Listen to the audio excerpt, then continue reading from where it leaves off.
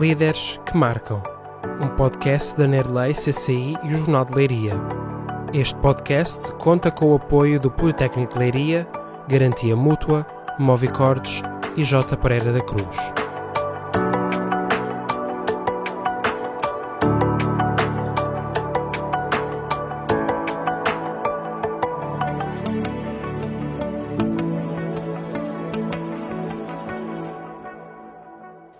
Então temos hoje a nossa sexta convidada, Guida Maria Ferreira Figueiredo. Muito bem-vinda, Guida.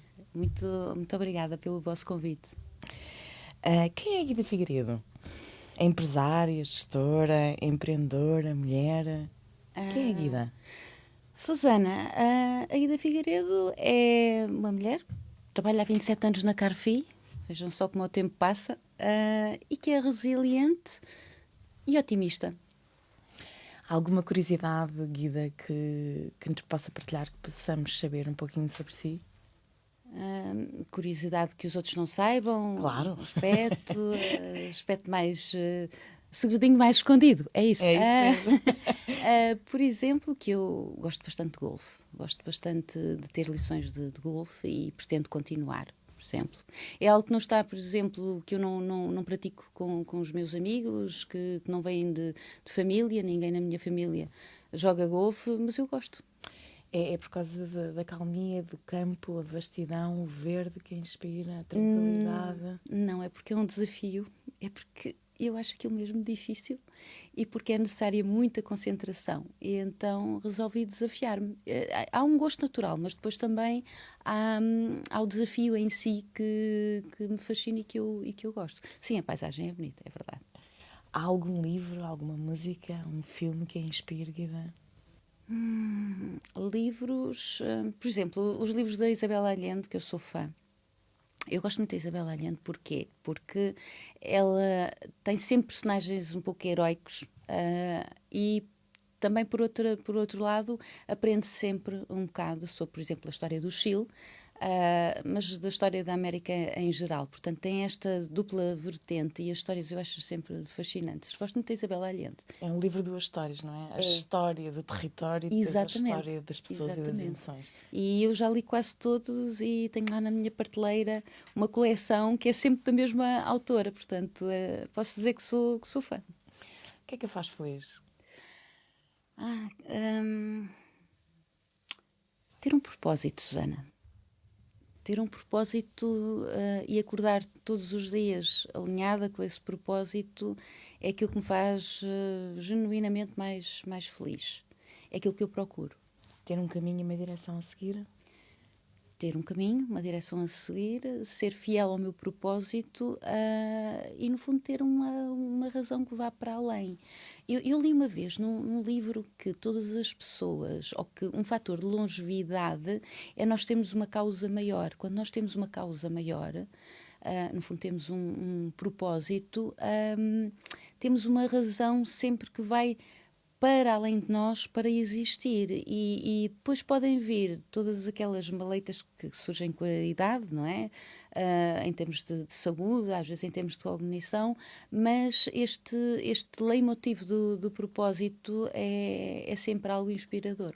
Por isso, no fundo, é uma boa razão para ser feliz e é também um fator de saúde, acho eu. Como é que seria um dia perfeito fora da fábrica? Coisas simples.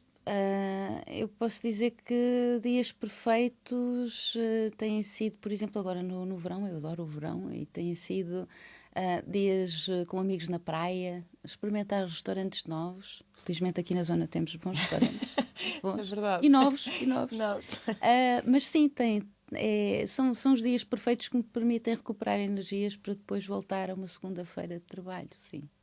Guida, como é que a sua história de vida se cruza com a história da empresa? Quando é que essas duas histórias se cruzam as duas? É indissociável.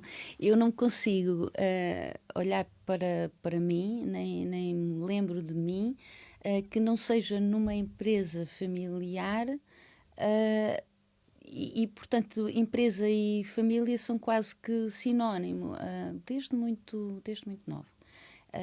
Eu lembro-me... Em casa falava-se sempre da empresa. Em casa vivia-se a empresa. Às vezes em casa saboreava-se também a empresa. Vou-me lembrar aqui, estou-me a lembrar de quando meu pai, antes de termos a Carfi, à sexta-feira o meu pai transportava uns produtos para Lisboa, para uma fábrica de chocolates, que tinha a ver com umas embalagens que eram produzidas nos anexos da minha casa, da casa dos meus pais, aliás, e eu lembro-me que ele trazia sempre alguns doces e, portanto, tudo aquilo estava num universo em que a família e a empresa se fundiam, portanto, era mesmo um verdadeiro negócio familiar.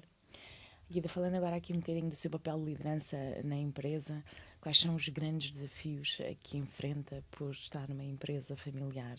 Ou seja, exatamente essa mescla entre atividade empresarial e depois relação pai, mãe, irmãos. Eu ponho talvez a questão assim para que seja um pouco mais fácil para quem está do outro lado. Imagine que crescia com as pessoas que primeiro ia a trabalhar e depois ia trabalhar com elas. Imagine que essas pessoas já tinham visto desde criança no seu percurso escolar, a brincar. Onde é que estava o desafio aqui? O desafio estava em provar que, no fundo, somos credíveis e que temos algo a acrescentar e que não estamos ali por ser da família. E depois ainda há aqui um desafio acrescido, que é, eu sou a mais nova dos três irmãos e portanto, não só sou da família, como também sou a mais nova. E, portanto, exatamente. Quando se trata de provar valor e quando se trata de crédito, vai muito por aí. É conseguir destacar-me, porque nós temos, por exemplo, a colaboradora número 1 ainda está connosco. 44 anos depois. Pegou-lhe ao colo, não? Não, mas brincava. Dei-lhe alguns chocolates. Eu obrigava a brincar comigo às secretárias, coitada da Paula, mas eu obrigava a brincar comigo às secretárias, às vezes naqueles dias onde os meus pais, naquelas longas férias de 3 meses que nós tínhamos, já não sabiam mais onde é que nos haviam de pôr, e às vezes lá calhava estar ali um bocadinho com ela e tocar no telefone e de brincar às secretárias e pronto, eu louvo da paciência, porque ela conseguia, de forma muito profissional, fazer o seu trabalho e ao mesmo tempo fazer um pouco de babysitting e não deve ter sido fácil. E essa transição de menina pequena, de quem se cuida, e depois ser mais tarde a Guida a cuidar, foi fácil para essas pessoas que lá estão há muito tempo? Eu não diria que... Também não foi difícil. O que eu diria que também já são 27 anos, ou seja, eu já tive tempo. Muitas provas que já deu. Sim, e felizmente o bom relacionamento permitiu que as pessoas naturalmente fossem olhando para nós de uma outra maneira. Também, efetivamente, porque já tive provas e porque já tenho um percurso profissional que acrescentou valor e, portanto, quando nós nos posicionamos com os nossos colaboradores como sendo parte da solução e nunca do problema, não tem porque todo este crédito não acabar por vir naturalmente por si. Oh, Guida, nesse percurso de 27 anos, quem é que a inspira? Quem é que convidaria para jantar fora?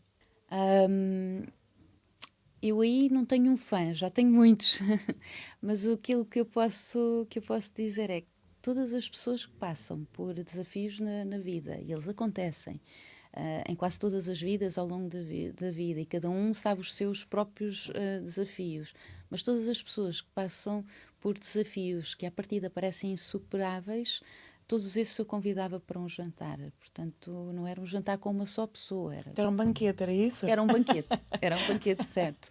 Mas tenho muito respeito por todas as pessoas que superam dificuldades, porque consigo dar valor. Nos dias de hoje, o que é que acha? O que é feito um bom líder nos dias de hoje? Eu penso que um bom líder é feito de muito respeito e presença. A boa liderança marca-se com presença. Estar lá, o estar ao lado o partilhar a dificuldade, portanto, permitir que o colaborador partilhe a dificuldade connosco e o enfrentar lado a lado e com respeito. Os desafios são muitos e são diários, portanto, em toda a vida da empresa. Portanto, um líder é alguém que respeita, que inspira respeito, mas também está muito presente naquilo que é a vida empresarial. Além dessa presença, que competências é que acha que um líder tem que ter hoje neste contexto tão volátil e de tanta incerteza? O líder tem, essencialmente, que ter uma visão estratégica, porque qualquer objetivo para ser concretizado, ele tem primeiro que estar na mente de quem lidera.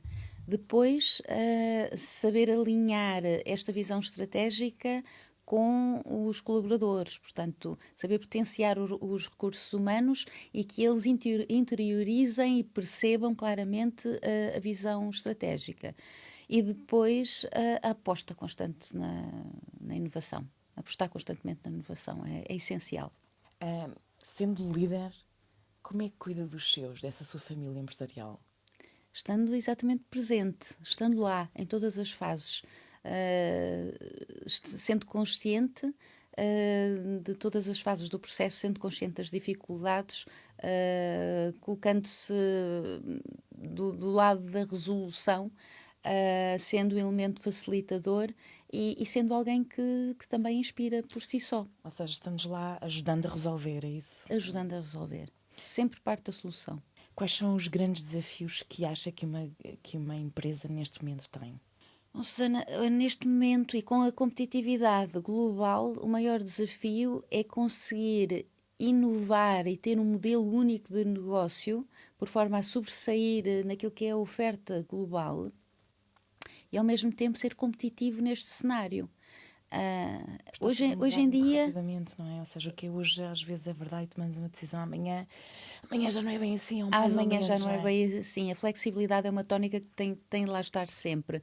Mas, sobretudo, esta capacidade de ser um fator diferenciador, um verdadeiro parceiro por valor acrescentado, através da inovação, mantendo competitividade e respeitando normas muito rígidas que quem trabalha na Europa, quem produz na Europa, está sujeito a esse sim, é o verdadeiro desafio hoje em dia, atual. Qual foi o desafio como líder que teve, mas também que a fez crescer mais? Algum grande desafio que possa partilhar? Sim. Não deixar que qualquer questão pessoal e familiar interferisse no meu profissionalismo enquanto líder. Este foi o que mais me fez crescer, porque obrigou a uma força e uma disciplina maior. É aí também que é essa dificuldade em gerir a família e os negócios que faz com que tenha que desenvolver novas formas de compreender como é que se negocia com os seus clientes, ou os produtos a lançar, ou começar a construir produtos diferentes, não só plástico, mas com outros componentes. É esse encarar de desafios. Sim, Susana, leva à competitividade. Sim, eu penso que nós compreendemos desde muito cedo que não nos precisávamos de cingir ao nosso CAI, à transformação de matérias plásticas e de moldes. Atualmente, aquilo que fazemos é um sistema integrado, que no fundo são 4 empresas, a InnovStep para o desenvolvimento do produto, a Carfi Tools para os moldes e ferramentas, e as 2 unidades produtivas, uma em Portugal e outra na Polónia. Portanto, este serviço integrado, que propõe uma solução, que desenvolve, que entrega um produto completo, chave na mão, pronto para distribuição, é no fundo o nosso posicionamento no mercado. É o tal fator plus de competitividade no mercado global, portanto, porque é um modelo único de negócio. No seu processo de liderança, Guido, o que é que mudou com o crescimento da empresa? Alguma coisa que tenha mudado? Ou seja, teve que dar mais autonomia, teve que delegar mais? Alguma coisa que tenha mudado? Mudou o negócio em si, logo mudou também o meu posicionamento no negócio. Eu comecei na parte de recursos humanos, porque a minha formação é em psicologia organizacional e do trabalho. E depois passei para uma parte comercial, portanto, talentos, clientes, e agora estou numa parte de administração. O meu objetivo já é conseguir consolidar, equilibrar e alinhar estas 4 empresas neste circuito integrado, nesta solução completa. Portanto, isto foi mudando porque nós fomos adquirindo também cada vez mais competências que vão para além do plástico, quando integramos soluções de engenharia, de eletromecânica, eletrónica de produto, quando nós integramos IoT, quando nós integramos registro de patentes. Portanto, é todo um serviço que faz com que a nossa própria abordagem ao negócio seja diferente e seja evolutiva. Portanto, mudou, claro. Guida, nesse processo evolutivo que partilhou, eu acredito que cria a Carfi, não é? Os pais criam a Carfi, Carlos Figueiredo, Exatamente. e desenvolve uma cultura organizacional. Depois cria-se outra empresa e a outra a seguir, e depois aquela também na Polónia. É difícil manter uma uniformização de procedimentos que consubstancia numa cultura organizacional, ou seja, gerir estas 4 empresas, especialmente uma que está à distância, mas está virtualmente perto, não é? Sim, Porque há aí uma proximidade muito grande. É difícil manter esta cultura organizacional nas 13, manter os procedimentos, vestir a camisola, sentir o mesmo espírito nas 4. Nas 4. Eu faço questão de estar presente exatamente para que esta ADN e para que esta cultura empresarial esteja repartida de igual modo nas 4 empresas. É mais fácil fazer quando estamos fisicamente presente, como é o caso das 3 empresas que temos na Marinha Grande, a Novstep, a Carfi Tools e a Carfi Plásticos e Moldes. Mas no caso da Polónia, eu estou todos os dias online em comunicação com os diversos setores, além de me deslocar com frequência à Polónia. Isto ajuda a alinhar uma estratégia, isto ajuda a uma uniformização de processos. Portanto, os milestones em termos de unidade industrial que temos na Polónia são os mesmos que temos em Portugal. As tecnologias que aplicamos, os MES, os Manufacturing Execution Systems, são similares e, portanto, os objetivos são os mesmos e com isto há um alinhamento da cultura. A própria presença, por exemplo, no jantar de Natal, quer numa empresa, quer noutra, quer na Polónia, quer em Portugal, faz com que nós tenhamos a oportunidade de passar determinados valores que fazem parte da nossa cultura empresarial. E sim, é um desafio, mas não é nada... Há quem faça com muito mais. Tenho aqui uma curiosidade, ou seja, essa cultura organizacional que é vossa de forma de trabalhar, tendente, obviamente, à competitividade e a entrar no mercado e oferecer excelência aos vossos clientes, sentiu quando avançaram para uma unidade na Polónia aqui alguma dificuldade de integração cultural, mas já em termos nacionais? Ou seja, aqui não sei se tem ativos portugueses a trabalhar. Neste momento temos. Sim, mas sentiu aqui alguma dificuldade ou foi o processo? Não posso dizer que fosse propriamente uma dificuldade. Temos que perceber a história daquela nacionalidade, temos que perceber que é distinta da nossa. São manifestamente um povo que é um pouco mais contido nas suas emoções e nós latinos somos mais expansivos. Somos mais expansivos. A palavra certa, somos mais, eu penso que às vezes somos mais emotivos, quer para o bom humor, quer para o mau humor. Mas fora isso, eu só posso dizer relativamente à nossa família na Polónia, bem, em termos de profissionalismo, em termos de rigor, de seriedade, de comprometimento para com o trabalho. Portanto, são fatores muito a destacar e que favoreceram todo este processo da internacionalização. Portanto, nós podemos dizer que nós estamos lá desde 2003, portanto já são mais de 20 anos, e tem sido em sentido progressivo, quer em crescendo de volume de negócios, quer de número de colaboradores. Portanto, até agora, se existiram, porque existem sempre alguns desafios, eles têm sido superados com sucesso. Com essas 4 empresas e em termos empresariais, de que raça é feita a Carfi? É feita da raça de adaptação, de otimismo. Eu diria de otimismo. É esse o espírito também? É.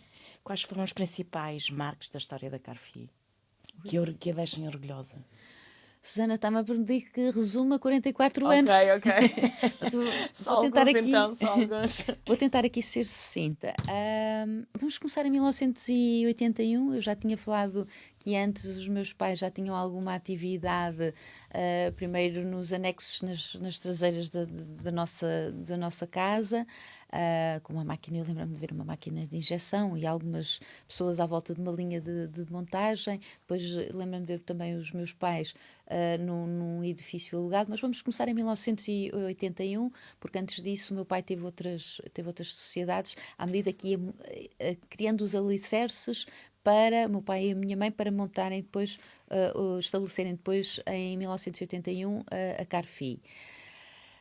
A Carfi dos anos 80 caracteriza-se por alguns produtos emblemáticos. Eu não sei se estão recordados, e talvez aqueles que são mais da nossa geração, do limão twist, por exemplo. Que era aquele de célebre limãozinho, tinha aquela argola para andar à volta, não é? Mais engraçado que os brinquedos de hoje, não se trabalhava só os dedos, mas sim, fazia-se algum exercício. Estou a ser aqui um pouco irónico, mas pronto, o limão twist é um marco dos anos 80. Seguiu-se outro parecido com a bota Botilde. E quem é que naquela altura não via o 1, 2, 3? Aliás, eu do 1, 2, 3 guardo uma recordação assim um bocadinho ansiosa, porque no fundo aquele dia em que vi o 1, 2, 3, aquele momento que nós víamos todos em família, o concurso não era pelos prémios, não era pelo concurso em si, mas por um produto que nós fazíamos, que a minha família fazia, que era a Sobibota. Eu não sei se a Susana está recordada, que aquilo pendurava-se ao peito e depois puxava-se assim para baixo e a bota ia subindo. Pronto, o nosso suspense, e ficávamos todos a olhar muito atentamente, era se o mecanismo da Sobibota variava, porque tínhamos ali um problema, não só de qualidade, como também de credibilidade e de imagem.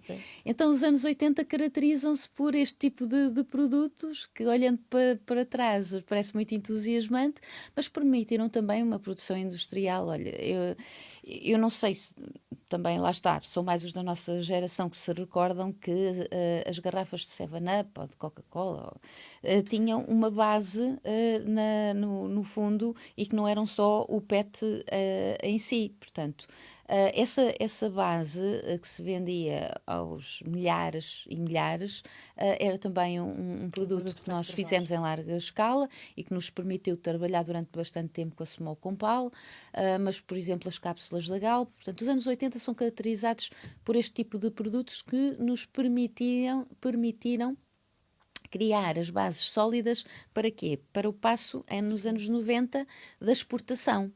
Nós começamos a exportação lá está, nos anos 90, nos mercados naturais, Espanha, França, Alemanha, e nestes mercados passamos a oferecer um produto mais técnico, mas ao mesmo tempo mais completo.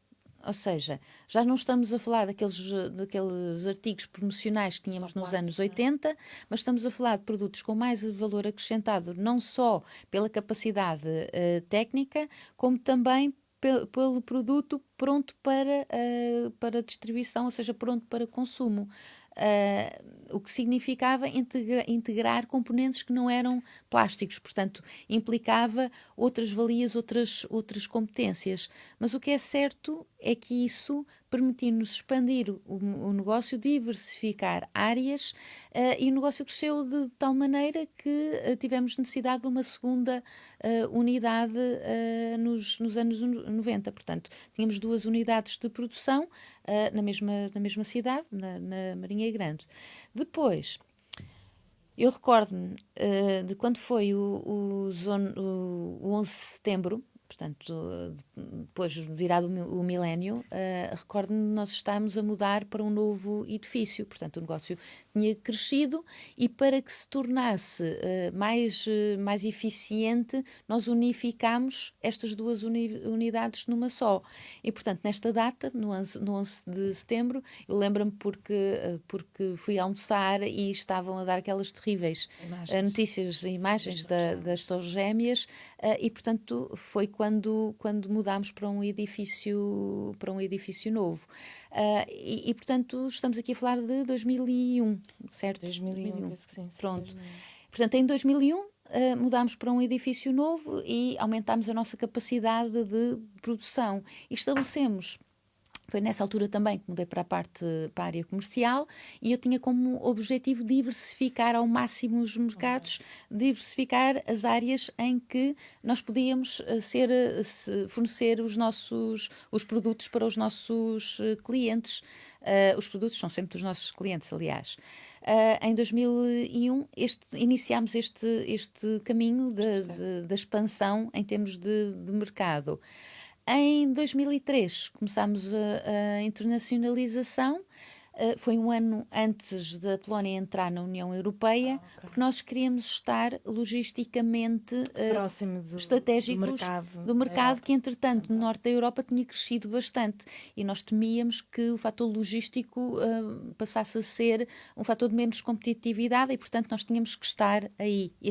Essa foi a principal razão que nos levou ao passo da internacionalização. Porque com a produção de peças plásticas também se vende muito ar, não é? E, portanto... Vende, especialmente no sopro. No sopro. E nós, lá está, para nós podermos fazer um produto completo, muitas das vezes integrávamos também a injeção de sopro. Portanto, consolidámos um pouco mais este negócio e, no fundo, aquilo que fizemos foi uma separação da parte dos moldes. Criámos em 2009 a Carfi Tools e a Carfi Tools aquilo que fez foi separar a monitorização e a construção de moldes, porque é um negócio distinto dos plásticos. Portanto, aqui nesta década nós concentrávamos a Carfi, a unidade de produção, em Portugal, em novas instalações, a nossa internacionalização num edifício alugado em Ošice, na Polónia, e a separação do negócio dos moldes com a Carfi Tools. Vamos então para a década de 2010 a 2020, que teve também novos e importantes marcos disruptivos, portanto, eu só estou a falar de marcos que foram mais significativos. Em 2011, nós constituímos a empresa de InnovStep. A InnovStep trata sobretudo de um serviço de inovação e de desenvolvimento e engenharia de produto, que começou primeiro em fazer desenvolvimento de plásticos, mas concentrariamente o desenvolvimento eletrónico e eletromecânico desse mesmo produto, porque os nossos clientes começaram-nos a pedir novos desafios e mais valor acrescentado e nós aceitámos o desafio, porque é que nós nos havíamos de limitar apenas ao plástico. Nós podíamos, através de talentos e de recursos humanos perfeitamente válidos e capacitados, podíamos fornecer uma solução mais completa. Claro. E tanto assim que hoje integramos soluções de IoT, ou tecnologia LoRa, que já são, no fundo, mais-valias que a InnovStep fornece, porque hoje em dia a conectividade com os produtos é por forma a medir, a ter determinadas métricas, é perfeitamente, é um requisito perfeitamente possível de ser feito pelos serviços da InnovStep, que depois, lá está, é replicado, é massificado, validado primeiro e depois reproduzido em quantidades industriais nas nossas unidades, quer em Portugal, quer na Polónia. Portanto, passa também por fazer ferramentas na Carfi Tools, porque lá está o plástico, está lá sempre presente. Há vezes em que o plástico é apenas um dos elementos, não é? Um dos elementos, que nem sequer é o mais importante. Mais Às vezes nós temos produtos que têm motores, PCBs, pilhas, e que, portanto, está lá o plástico no meio, mas nem sequer é o fator mais importante. Mas, portanto, aqui está uma oferta integrada de serviço. E esta oferta integrada de serviço foi possível de concretizar com a InnovStep. Depois, isto em 2011, em 2012 o negócio cresceu na Polónia, portanto passámos a ter mais volume de negócio. O curioso foi, não só não diminuímos o volume de negócios em Portugal, aumentámos, diversificámos, como também duplicámos a faturação com a nossa unidade na Polónia, portanto expandimos. E em 2012 estávamos em condições de mudar para um edifício já por nós construído, portanto já da Carfi, na cidade de Šerlice, estamos a falar a 90 km a leste de Varsóvia, e portanto mudámos para umas instalações em tudo similares às de Portugal, só que adaptadas às condições climatéricas, que são um bocadinho mais rigorosas do que as nossas. Mas outros marcos, por exemplo, em 2014 também fizemos a nossa sala limpa classe 7 na unidade de Portugal, porque os dispositivos médicos, os dispositivos médicos passaram a ser também parte do nosso portfólio de áreas em que estávamos. Fomos fazendo, portanto, acrescentando em 2016, já a parte dos nossos produtos tinham tecnologia LoRa e IoT, portanto isso já era uma normalidade no desenvolvimento de produtos para os nossos clientes. Em 2019 nós tínhamos mais de 50 clientes em áreas tão diversificadas, como, por exemplo, as fichas e tomadas elétricas, os distanciadores para as turbinas eólicas, os kits de manutenção industrial, os componentes, os artigos para jardim e para casa, sei lá, os artigos de higiene, os dispositivos médicos. Tantas áreas que estávamos presentes. Essas são os produtos de segurança antifogo, por exemplo, são algumas das áreas nas quais estávamos. Com isto virámos para 2020, não é? Para a terceira década, onde estamos atualmente, e olha, em plena pandemia tivemos o melhor ano de faturação de sempre, porque como estávamos, um dos produtos que fazíamos tinha a ver com vários, aliás, com a higiene, e o álcool gel estava na ordem do dia, e portanto os dispensadores automáticos e manuais, portanto foram bastante procura naquela altura. Isso permitiu-nos ali um volume de faturação acrescido. De lá para cá, aquilo que temos procurado fazer e conseguido, e aqui não vou ser muito mais explícita, mas o que estamos a fazer atualmente, quer em Portugal, quer na Polónia, são produtos que já estão muito longe do plástico por si só e que já saem completos. Nós podemos dizer que há clientes que deslocalizaram a produção para as nossas unidades industriais e que, no fundo, acabam por nos comprar um produto completo, e quando precisam também de renovar a sua gama, se bem que o plástico que nós fazemos é um plástico durável, não é um plástico descartável, mas, no fundo, eles confiam em nós como parceiros para o desenvolvimento e depois para a industrialização do produto completo, onde o plástico é só um dos elementos. E isto em áreas onde já estávamos e que fomos crescendo com o cliente com valor, ou seja, na cadeia de valor. E é nesta fase atividades na cadeia de valor, não é? Sim. Para diferenciar. Ao mesmo tempo, ao longo destes últimos anos, temos apostado também muito na eficiência de processo e, portanto... Com automação? Com a automação, com a robotização, mas não só, com a digitalização, têm sido marcos importantes, porque nos permitem toda uma estratégia sustentável e de eficiência, que nos torna um parceiro muito, muito competitivo para os nossos clientes. Ou seja, não basta só inovar quando acrescentamos valor, não basta só estar ajusando, como também a montante. Ou seja, depois no processo produtivo nós temos de ser altamente competitivos e eficientes para que o cliente não diga, olha, eu vou desenvolver o produto convosco, mas depois eu vou produzir algures no mundo, onde toda a gente sabe, porque é mais competitivo barato, aí. Portanto, nós temos que ser competitivos de uma outra maneira. E este circuito integrado, porque quando desenvolvemos um produto, já o estamos a pensar como vamos... A integração vertical, não é? Ou seja... Exatamente.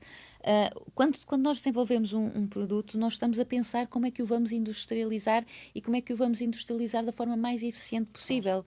Começar desde o início, desde a raiz, dá-nos esta oportunidade e nós não a desperdiçamos para podermos agarrar o cliente em todas as suas fases. E é isto que faz a durabilidade da relação com os nossos... propósito, não é? Que não falamos há bocado. O tal propósito. Não, esta é a materialização do propósito. É de facto aquilo que com entusiasmo me faz levantar todos os dias. Guida, há aqui uma pergunta que quando estava a falar, que eu não posso deixar de colocar, que é, estamos a falar de plásticos. E, portanto, a minha pergunta natural é, os plásticos e a sustentabilidade são inimigo número 1? Não são. Ainda para mais se falamos de plásticos duráveis. Os plásticos duráveis, e quando eu falo de plástico durável, não é aquele plástico de um uso... Aliás, este é um plástico... descartável, não é? Muitas vidas, é um plástico que é bastante... É usado anos a fio e que é pensado para ser longevo. Portanto, cada vez mais, quando nós pensamos, até por uma questão de sustentabilidade, nós pensamos em materiais que são duráveis, que são resistentes mesmo em termos de aspecto visual. Portanto, aquela componente da resistência aos UVs está lá também muito presente para que o aspecto se mantenha igualmente com o aspecto apelativo, portanto, de novo, e, portanto, não são de todo um inimigo. Inimigo número 1. Não são. E a Carfi, como é que tem respondido a estas exigências, que é por parte do cliente, em primeiro lugar, mas também muito por arrasto do consumidor, a estas exigências ambientais, em termos de impacto? Nós adotámos uma política que passa muito pelos 5 R's. Quando eu vou voltar exatamente ao parágrafo que tinha atrás que estava a falar, nós repensamos o produto. Se temos a oportunidade de o conceber de raiz com o cliente, então vamos repensá-lo em termos de design. Não se esqueça que o cliente é sempre o dono do produto, mas nós, estando desde raiz, podemos sugerir e podemos repensar a par com o cliente o design do produto, a durabilidade do produto e, portanto, com isto nós podemos depois estar aptos para a parte da redução.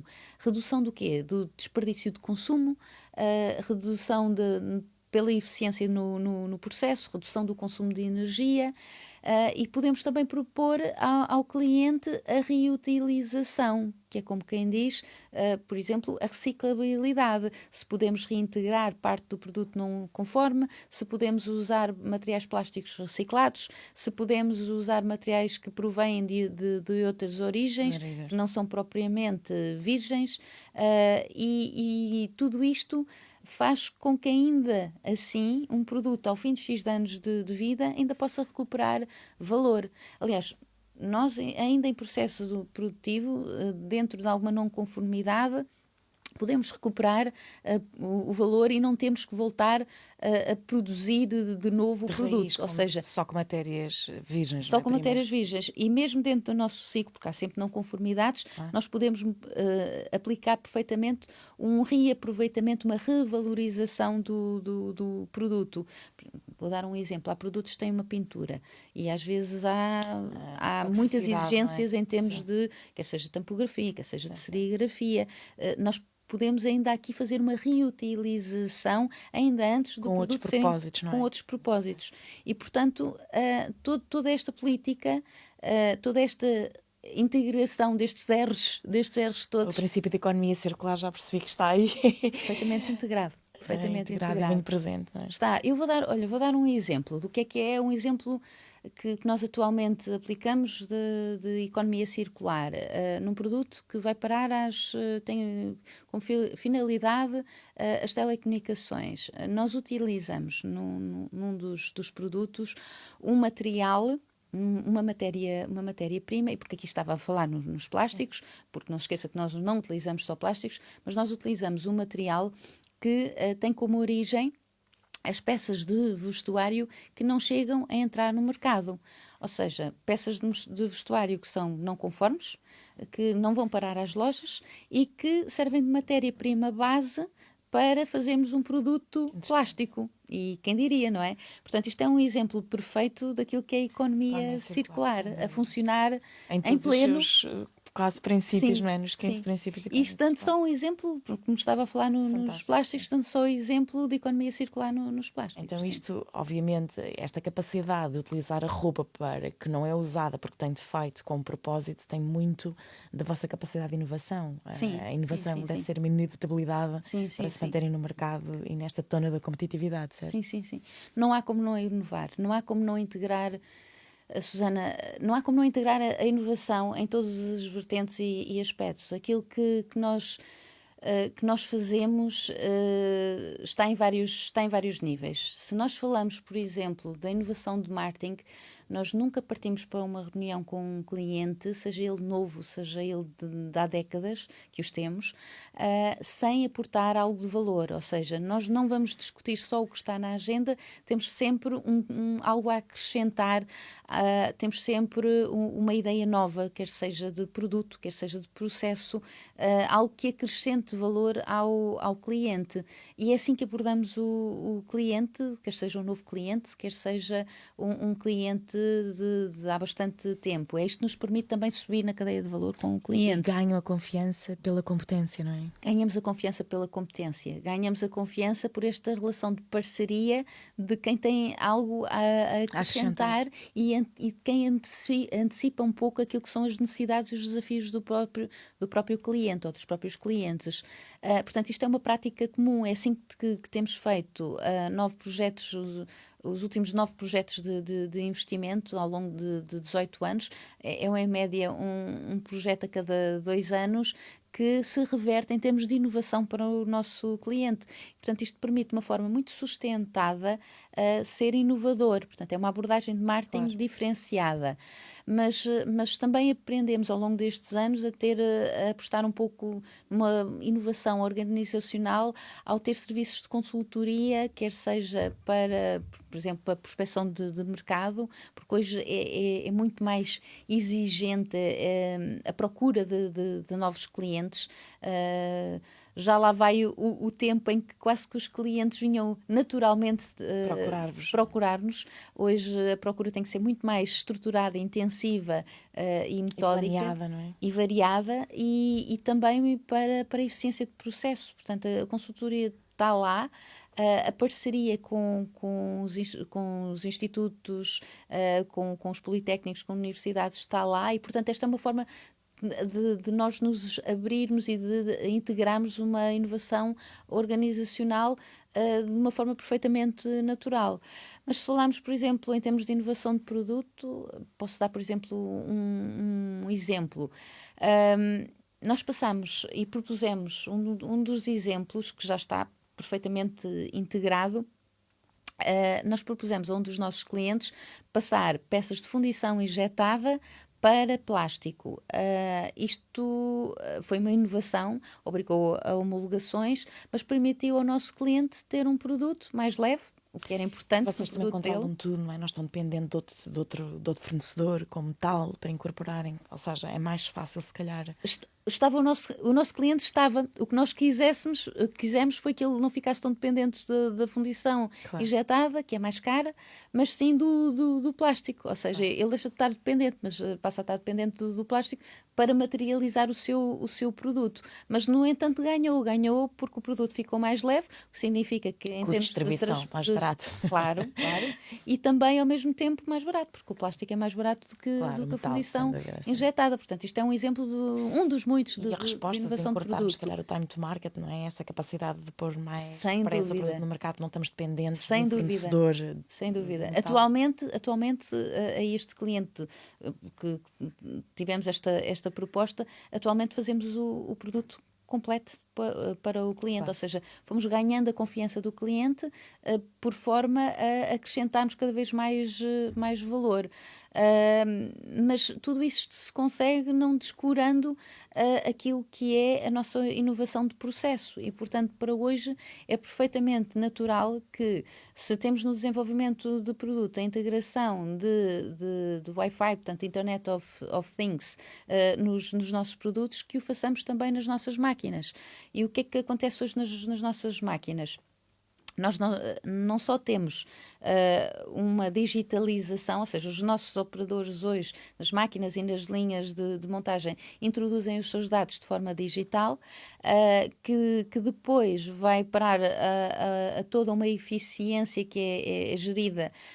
Por exemplo, em Portugal temos o Bitrace e o nosso RP é o Bitrace com Primavera, e na Polónia o Comarch, mas todos estes MES, estes Manufacturing Execution Systems, permitem-nos depois, com esta digitalização, que através também do Wi-Fi, portanto através do IoT, se possam tomar determinadas métricas. Eu vou dar como exemplo, por exemplo, o consumo de energia.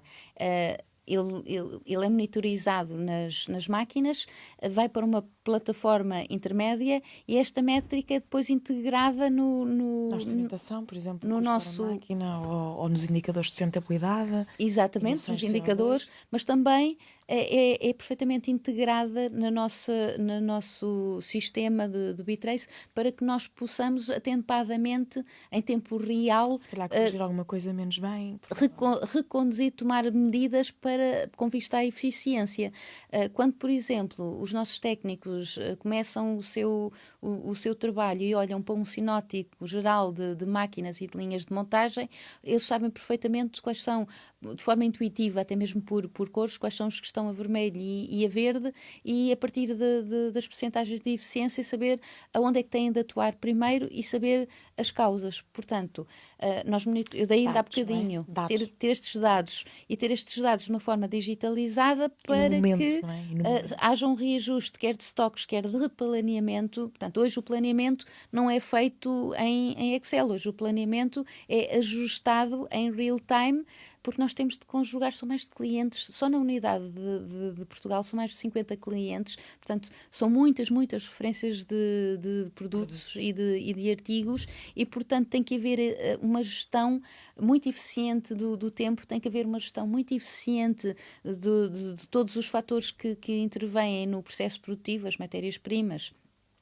e o consumo de energia. Por tudo isto se vai traduzir em competitividade e tudo isto se vai traduzir em eficiência do processo. Portanto, esta é a nossa realidade atual. São os dados que ajudam a decidir melhor, não é? São os dados que ajudam. E no momento. Exatamente, é precisamente isso.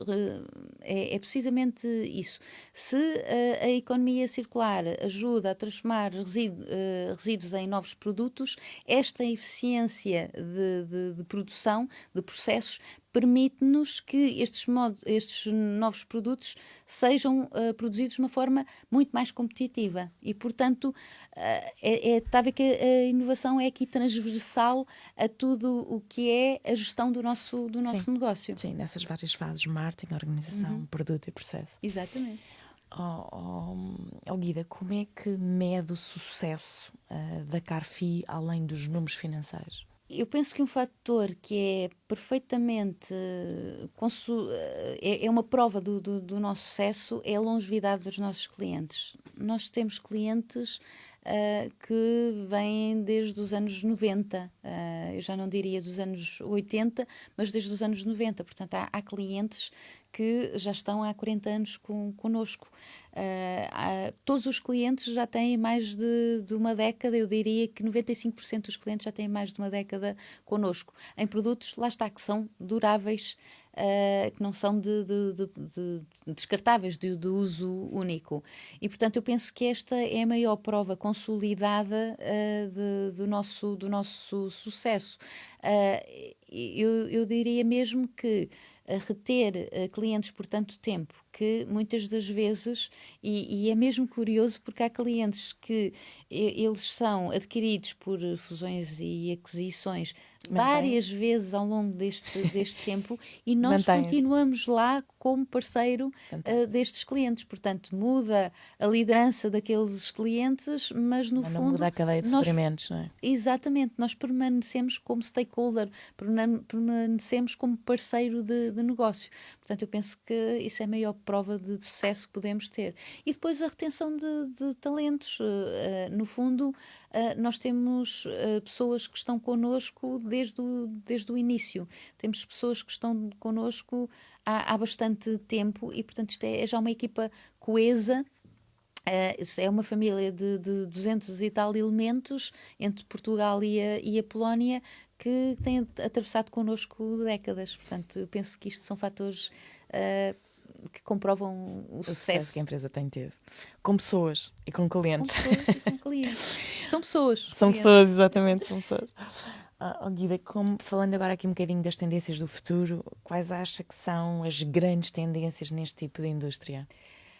Eu penso que a longevidade dos produtos, tratando-se mesmo de matérias plásticas, mas não só, eu penso que a possibilidade também de os reciclar, penso que são aqui tendências que acabam por ser tendências de mercado e conseguir que eles próprios sejam rastreáveis. Hoje o consumidor informado procura saber que os seus produtos foram produzidos em sítios onde as leis do trabalho foram respeitadas, onde normas apertadas foram seguidas. Portanto, há determinados estándares que este consumidor informado procura. E ao mesmo tempo este consumidor também gosta de preços competitivos. Mas no fundo estas são as tendências. Aquele que consiga realmente proporcionar satisfazer estas tendências, consegue estar bem posicionado. Portanto, quer na longevidade, na reciclabilidade e na rastreabilidade dos produtos, consegue acompanhar as tendências e portanto, acompanhar aquilo que são os desafios atualmente. E nessas tendências já acomodou, já respondeu aos desafios, não é? Ou seja, porque a automação já incorporou a indústria 4.0 e acredito que a indústria 5.0 que acrescenta a 4.0 a digitalização, o homem e a sustentabilidade, portanto, esses desafios que os têm pelas tendências está a respondê-los. Estamos a consolidá-los. A automação e a digitalização é uma aposta cada vez mais é um fator cada vez mais a apostar, mas tem que haver também depois formação nesta digitalização e na automação. Portanto, esta formação mais técnica tem que ser uma aposta mais constante e, portanto, este conciliar ao mesmo tempo, o desafio está também aqui, no conjugar a sustentabilidade com o desempenho, com a performance produtiva. Porque a sustentabilidade é cara. Porque a sustentabilidade é cara.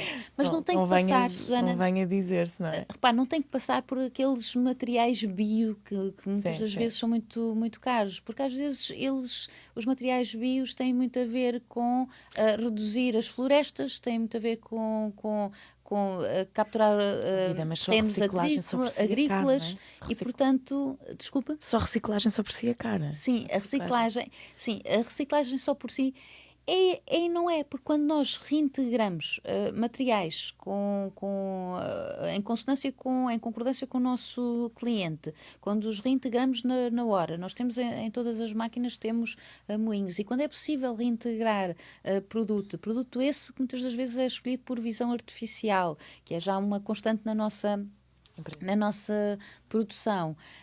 E quando nós temos essa possibilidade de reintegrar materiais, estamos a fazer reciclagem. Quando nós temos a possibilidade de evitar o desperdício por eficiência de energia, e nós, por exemplo, outra das formas de eficiência de energia que temos tido são os painéis solares que integramos quer na Polónia, quer em Portugal, mas também eficiência nas luminárias. Portanto, todas estas práticas permitem que que no fim resulte em competitividade. Agora, às vezes caro mesmo são determinados materiais que são muito bios, mas têm outras consequências ambientais, e que esses sim, já à partida são matérias-primas mais baratas.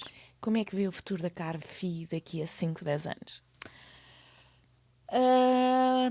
O futuro aponta agora. Portanto, nós já conseguimos aqui uma integração de serviço que vai muito da raiz, desde o desenvolvimento até ao produto completo, às vezes até no armazém do cliente, do nosso cliente. Mas aonde é que nós queremos estar num próximo passo? Queremos estar na logística.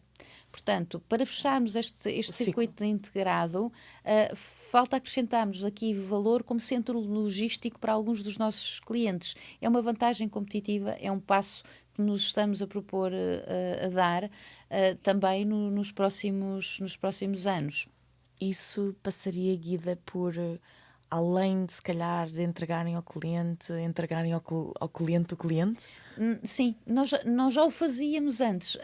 Isto passa por sermos um centro logístico e retirarmos esse ónus do nosso cliente, para que o nosso cliente esteja focado na estratégia do produto, no posicionamento do seu produto, e que nós possamos abarcar toda a cadeia produtiva que também integra a logística. Portanto, a logística aqui como um próximo passo para completar este ciclo. Seria assim que definir numa palavra o futuro? Seria desafiante. Porque isto lá está, fugimos cada vez mais àquele dos anos 80 do fábrica de plásticos e moldes, e estamos muito longe. E a produzir brinquedos, não é? Sim, exatamente. Embalagem. Exatamente, isto é um longo caminho percorrido, mas ainda com milestones, portanto com passos por percorrer.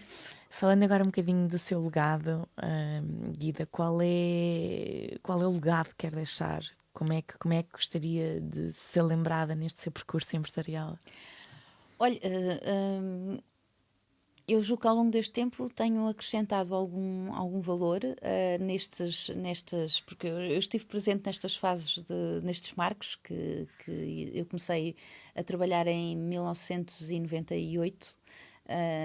Portanto, mal tive tempo de acabar a licenciatura, e no fundo aquilo que eu gostaria de ser lembrada é, ou pelo menos que o meu trabalho fosse lembrado, é de alguém que está a deixar a liderança de uma empresa por si só consolidada, ou melhor, de 4 empresas consolidadas que funcionam por si, alinhadas, e, portanto, gostava de ser lembrada como alguém que facilitou a vinda do próximo líder, que seja só um trocar de caras e que tenha cumprido, lá está, este último desafio dos próximos 5, 10 anos, que eu tenha conseguido cumprir ou deixar no bom caminho para que ele se cumpra.